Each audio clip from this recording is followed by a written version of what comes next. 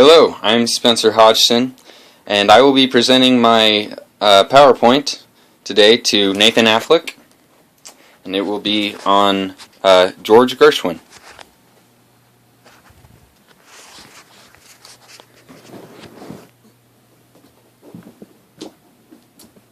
Alright, so George Gershwin was born on September 26th, 1898 in Brooklyn, New York.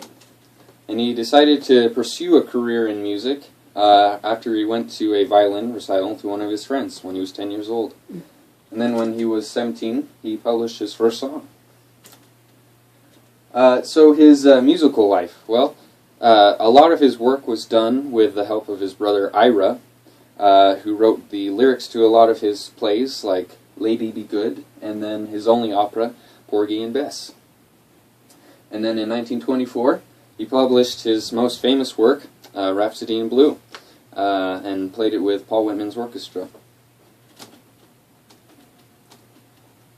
And then following that, he wrote his piano concerto in F major in 1925, and it was commissioned by Walter Damrosch, who was the conductor of the New York Symphony Orchestra.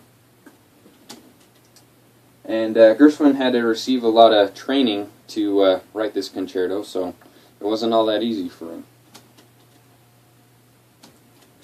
And let's talk a little bit about what a concerto is. A concerto is just a piece of music written for a soloist, like a pianist or violinist, and then it's accompanied by an orchestra.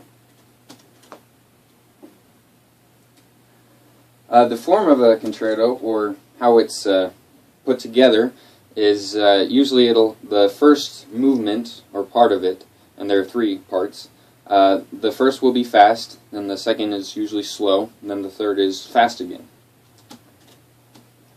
And the second movement of his concerto is perhaps the most famous, because it's very bluesy and has tons of references to jazz, and so it's a very nostalgic piece for Gershwin, and it was one of his favorites.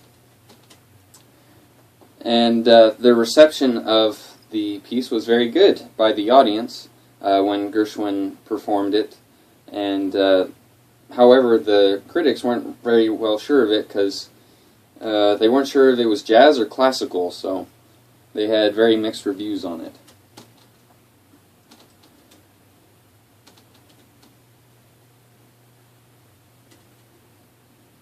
And some famous performances of this concerto are by Oscar Levant, who is also an actor as well as a pianist, and Arturo Toscanini, and they performed it in a film in the 30s where Oscar Levant is actually playing it. So, yeah.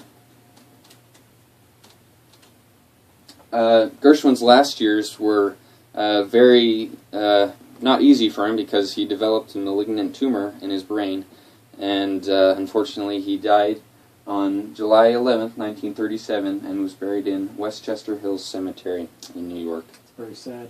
Yes. And that is my PowerPoint. Thank you very much.